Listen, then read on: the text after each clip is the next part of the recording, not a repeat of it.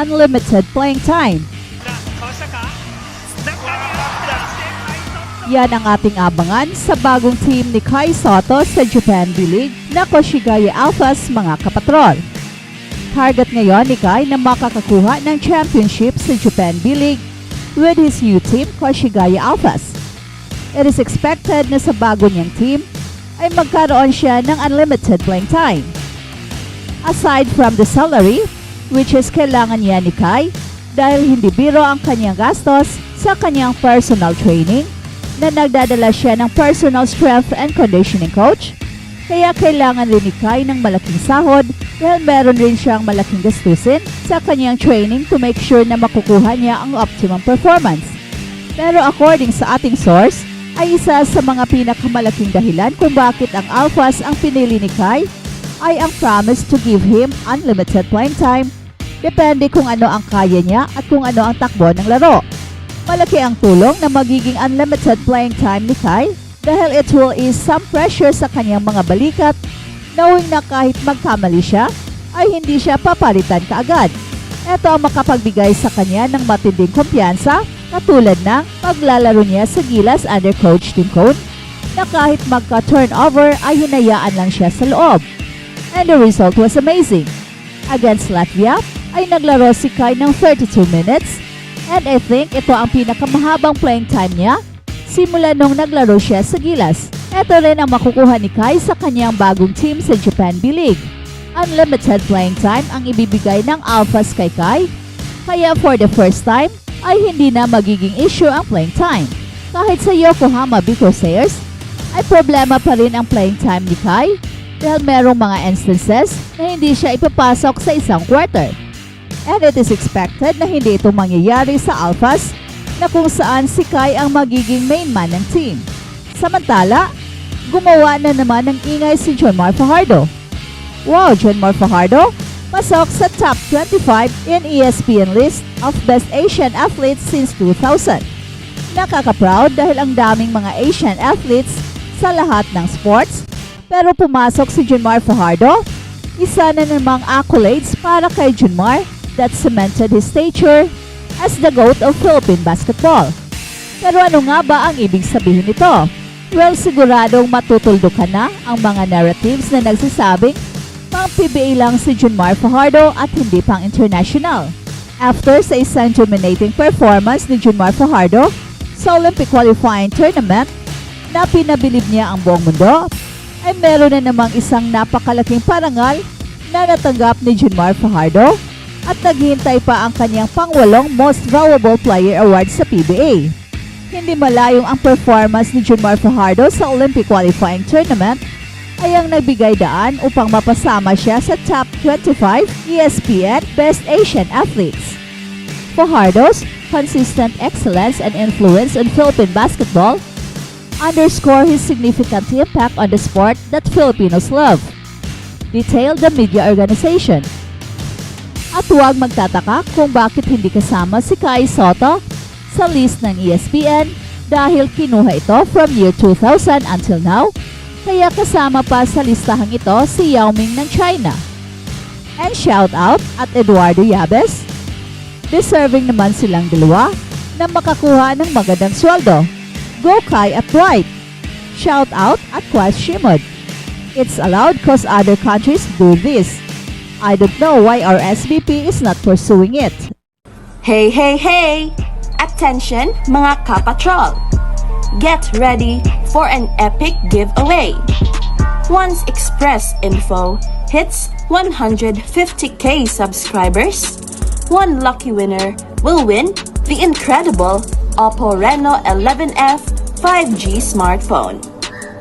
Here's how to join. Step 1. Subscribe to Express Info right now. Step 2. Like this video. Then step 3. Comment anything good and positive about our idol Kai Sotto. Super easy. Just subscribe, like, and comment. At balitang NBA naman. Ayon kay Brian Lewis ng New York Post, may interest ang Los Angeles Lakers, Sacramento Kings at Orlando Magic sa Brooklyn Nets forward na si Cam Johnson sa ulat ni Brian Lewis na sumunod sa ulat ni Michael Scotto na nagbanggit na ang Sacramento Kings, Toronto Raptors at Indiana Pacers bilang iba pang interesadong partido. Ang Brooklyn Nets ay pumasok sa isang full-scale rebuild pagkatapos itinrade si Mikal Bridges sa New York Knicks. Si Cam Johnson na 28 years old at may 3 taon at halos $69 million na natitirang kontrata ay maaaring sumunod sa target.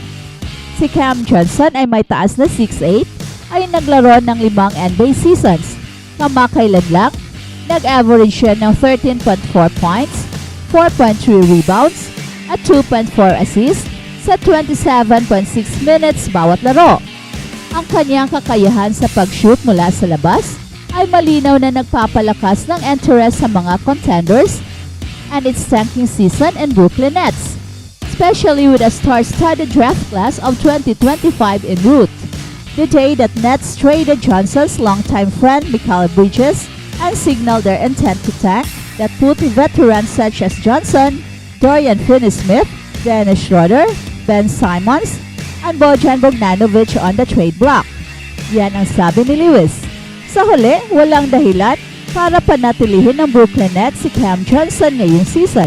Maaring maghintay ang Nets hanggang sa trade deadline ng 2025 para magkaroon ng mas magandang trade package. Ngunit ang Brooklyn Nets na naghahanap ng pag-rebuild, mas mabuti para sa parehong panig na si Cam Johnson ay maghanap rin ng ibang patutunguhan. Sa mas detalyadong pag-analyze, ang Los Angeles Lakers, Sacramento Kings at Orlando Magic ay lahat may kabulihang koponan. Kailangan ng Los Angeles Lakers ng karagdagang tulong sa perimeter upang maging magaan ang pasanin kina LeBron James at Anthony Davis.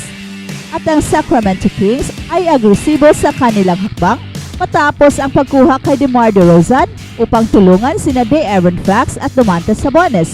At ang Orlando Magic naman mula sa playoff appearance at gutom para sa mas higit pa ay kailangan ng karagdagang tulong sa scoring matapos ang kanilang mga problema sa opensa. Habang si Reggie Jackson, bet ng Philadelphia 76ers, planong isahog ng Philadelphia 76ers si veteran point guard Reggie Jackson kay starting playmaker Tyrese Maxey. Pinapalibutan si Tyrese Maxey ng mga makakatuwang at ibinalik din ng Philly sina 38 years old Kyle Lowry at Eric Gordon, 35 years old, bilang backup guards. Sa draft, si combo guard Jerick McCain, 24 years old, galing sa Duke, ang humugot ng Sixers. Parating na sa Philadelphia si Reggie Jackson kapag nakompleto ng Charlotte Hornets ang buyout sa kanyang kontrata. Yan ay ayon sa ulat ni Adrian Wojnarowski ng ESPN nitong Martes.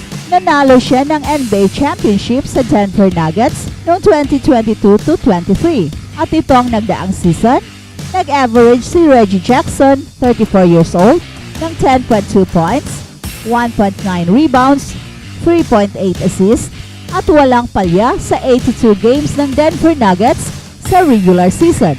Naging teammates din sina Jackson at Paul George noon sa Los Angeles Clippers. Nasa 76ers na rin si Paul George at formal na ipinakilala sa kanyang unang press conference sa Philadelphia. Itong off-season, binigay sa Reggie Jackson sa Charlotte Hornets bahagi ng 6-team deal na nagdala kay Buddy Hield sa Golden State Warriors mula sa 76ers via sign and trade.